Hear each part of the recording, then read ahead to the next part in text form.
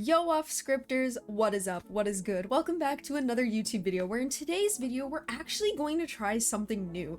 It's a new series where we are going to be reading r/advice.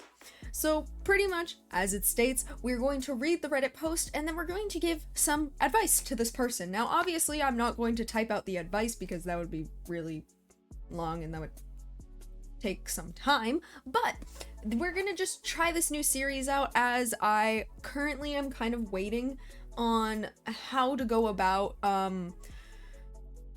reaction videos and whatnot. But as of right now, I have some reaction videos up on the Patreon, which you can go check out. One of them is for free, the other one you do need to pay. But with that being said, why don't we get right on into the very first post? My duplex neighbor was murdered. Her dad showed up at my door last night. Oh my god, that is an insane title to freaking start with. Okay, let's read it. Background. My duplex neighbor was murdered this week. Not at our house. We have lived next to each other for 3 years. We share an entrance, we share the laundry room, etc. We were friends. My wife and I feel terrible for the loss of our friend and the effects it has on everyone in her life.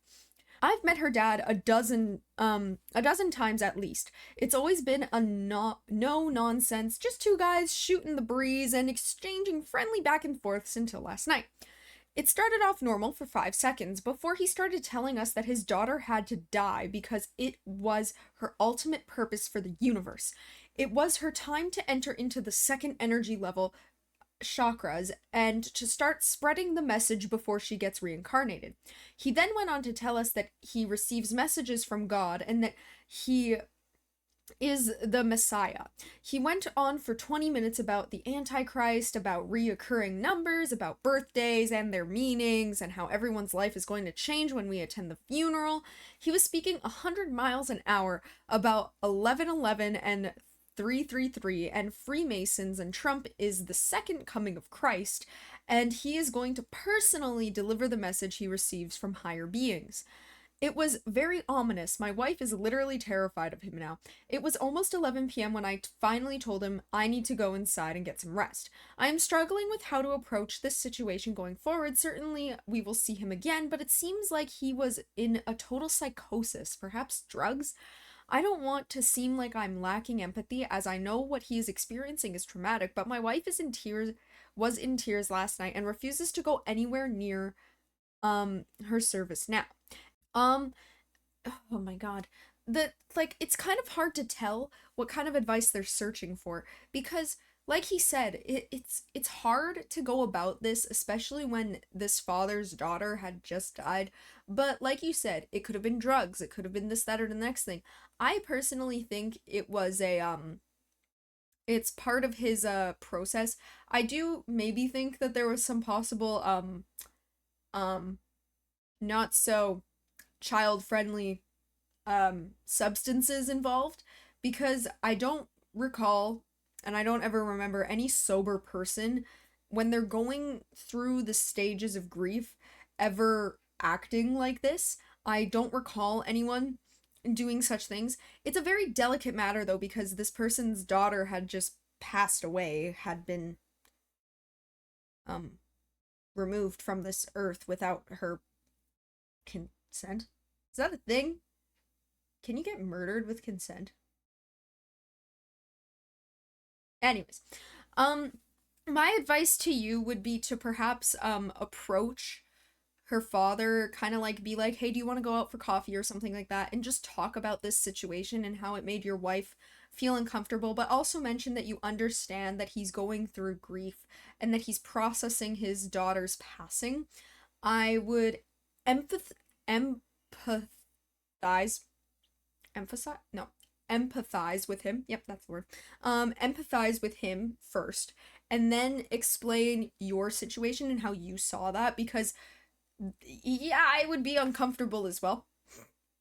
I would 100% be uncomfortable as well, but just being able to understand that even though someone is grieving, it isn't wrong for you to set those boundaries and just be like, hey, I understand that you are going through something, but what you did and how you were talking and whatnot made my wife very uncomfortable, and it was not okay.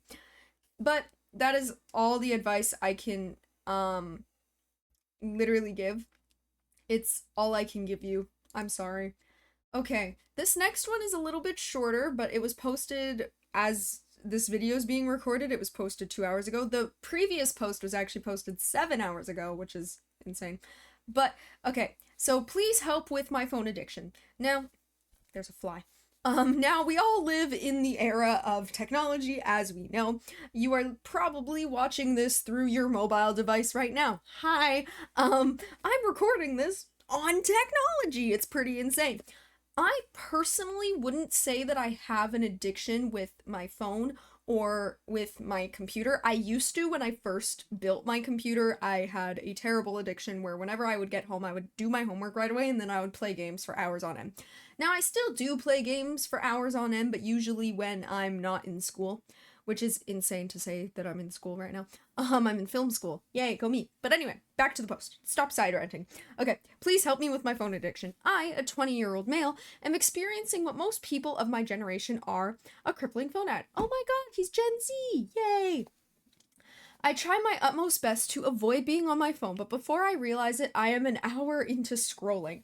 I have tried changing my settings and downloading apps to block websites and apps, etc., but I inevitably just delete these. My screen time averages around 4 hours a day, and I find this disgusting. I feel it is a never-ending cycle of guilt when it comes to this. I love reading and hiking, however, I put these off because of my phone. I really want to stop, but I don't know how. I have dabbled on the idea of buying a thumb phone. However, I am not sure if this would actually work as I need a smartphone for work and traveling. Any advice would be appreciated. Honestly, the thing is it's always habit. Any type of addiction or any type of good habit comes from building a habit. Now, for you saying that you average about 4 hours a day on your phone, let's look at this realistically. We have 24 hours in a day. You're probably spending a good 8 hours of that sleeping. So, and then you have 4 hours on your phone. So that would be 12. So you have 12 hours in your day where you're probably working, having lunch, doing other things.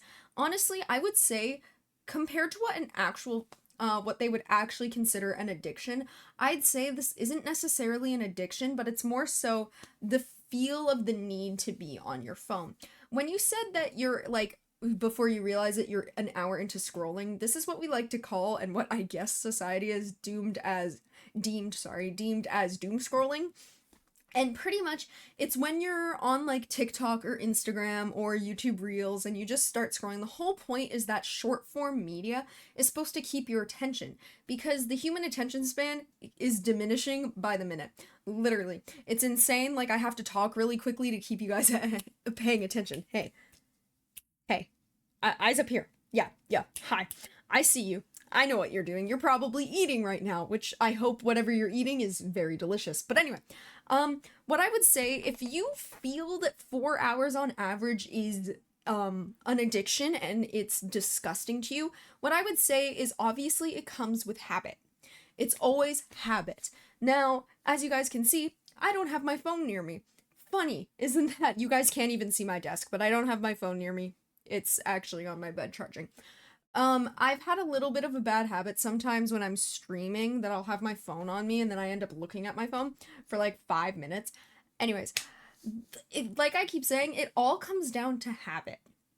So what I would say is build the habit of like, oh, I'm only gonna spend 1 hour of like doom scrolling on my phone. And then you only use your phone for texting or calling throughout the day. And like, let's say you watch TV or you go on a walk or you read a book. Like, start to build that habit of like reading a book for 1 hour a day, going on a hike for 1 hour a day. Like, build the habit, because the thing is it takes 30 days on minimum, or on average, it takes 30 days to create a habit, and it takes about 10 days. Oh wait, no. It takes 10 days on average to make a habit, and it takes about, no, it doesn't. It takes 30 days to make a habit, and it takes 10 days to break it. I think that's the stat. I think so. Don't quote me on this. Correct me if I'm wrong, please, because I feel like I'm wrong. So it takes longer to create that habit, and then it takes a shorter amount of time to break said habit. Like, recently, I've just decided I'm gonna get into the habit of doing a mini workout where I do some squats, some Russian twists, and some sit-ups.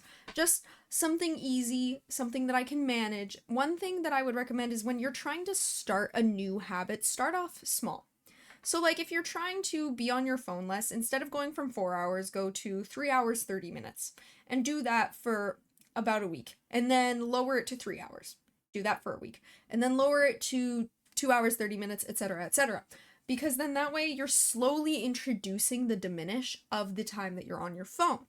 And that can help immensely, especially when you're just trying to start a new habit. So, anyway, that's my advice. Let's move on to the next one because I feel I've yapped an insane amount about this one. So, this last one is, I wouldn't say long, but it's going to be a little bit of an emotional one. So, let's get ready for that. I think I'm going to leave her.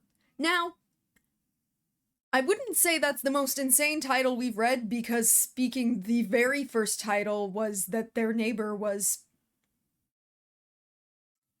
forcefully pushed out of this world last week. I wouldn't say that this one is a particularly insane title, but it tells me this is going to be emotional. So, let us get ready for that. 2 days ago, I posted about my girlfriend turning extremely cold literally the day after we got together. Well, that's not a good start. Why the fuck did you get together in the first place? And she has been like this for 2 weeks now. Okay, and this post was posted 6 hours ago on the day that I'm recording this. So this tells me that they got together and now it's been 2 weeks. So they've been together for like 2 weeks. I received good advice and I'm thankful for the help. I truly appreciate it. So I ended up asking her again if something was wrong and she once again said no. Then I said that if something was, she could tell me and we could talk about it, whether it has something to do with what I did or something else going on in her life. And she left me on red, safe to say it's over. I can't continue to put effort in someone who clearly doesn't care and doesn't want to talk to me. She's still talking to our common friends, so I know she's not busy or anything. He showed me their conversation earlier today, and she was very talkative and full of energy. So I'm pretty sure she has a problem with me. And no, she's not into our friend, which is worse because it means she talks a lot to someone who she isn't into, but won't talk to me even though we're supposed to be together. So I offered to talk about it like 3 times already at this point, but she always said everything is okay and even left me on red the last time I asked. I'm done with this. I would have liked some kind of clarity and honesty, like an explanation on why she's being so cold, but I guess I'm never going to get it. So I'm going to stop talking to her the same way she stopped talking to me, because she clearly doesn't want me in her life anymore. I wonder why she was so warm and kind before, though. She didn't even have to accept when I asked her out. She could have said no, but she didn't. Funny thing is, I forgot to mention that she pushed me to ask her out the 2 days after she confessed she literally told me she wanted me to ask her out. When I did, she accepted only to turn cold literally the next day. Now I wonder if she was even honest about how she felt or if it was all just a game to her. I tried my best to understand what was going on. I asked her what was wrong 3 times, but she pretends everything is fine. So I guess what's left for me to do is to leave. I think she regrets accepting and is trying to push me to leave, and it worked. What should I do? Oh my goodness. Okay. Well, you've already done what I would have recommended, which is obviously talk to her. Have you tried physically talking to her? Because what it seems like is you've only ever texted these things, and it's way easier for somebody when you text to just leave you on red. It's way easier for somebody to just ignore you that way rather than sitting with them and confronting them about that. I definitely find that very weird, and that is not necessarily a good way to start a relationship, is if somebody, like, confesses their feelings to you and then, like, says, oh, you should ask me out, oh, you should have asked me out, oh, if you ask me out, I'll say yes. Yeah, honestly, like, I think the way that the relationship started, honestly, like, that isn't healthy. And the fact that she's talking to your common friend, all warm and stuff, but very cold to you, like you said, she might regret being with you, which sucks as fuck.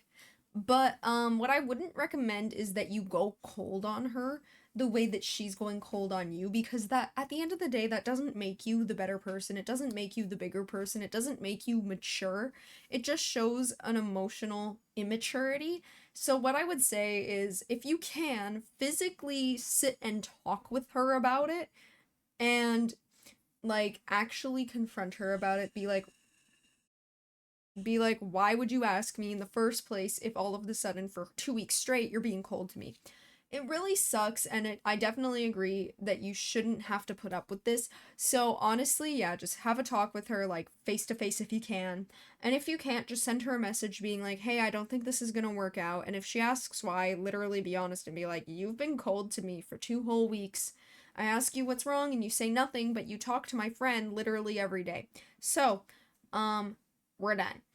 But I think that's all you can do, honestly. So, I hope you guys enjoyed this kind of new series. I'm gonna test it out. We're gonna make a couple videos of it. I'm really excited. I love trying to, like, work my way around giving advice. Because the thing with Am I the A-holes is that I have to, like, look at it from both sides. But when it comes to giving people advice, where they're like, just give me advice, here's the story, give me advice, I'm like, hell yeah, I don't have to try and side with anyone. I'm like, I'm giving you advice, it's great. Anyways, please make sure to subscribe to the channel. We are on the way to 600 subs. When we hit 600 subs, I'm going to be reacting to your favorite Epic the Musical animatics, which means that if there's repetitions of, let's say, the song Dangerous, because you guys all have different favorite animatics, I'm gonna watch it regardless. Okay, so please make sure to subscribe. Please go check out the Patreon, because that's where I'm gonna start posting all the reaction videos, because YouTube hates me. No matter what I do, no matter how I edit the video, YouTube just hates me. And I also think it's because I'm a beginner in their monetization program, so they're just keeping an eye on me, but whatever. So yeah, please make sure to subscribe. We're on the road to 600, and I would really appreciate it if you guys do subscribe, and also click the freaking notification button. What are you doing? I don't necessarily post that much, but I'm gonna try to, because as a film student, I'm busy all the time. But like I keep saying, please make sure to click the subscribe button, and I will see you guys in the next one. Bye-bye, off-scripters!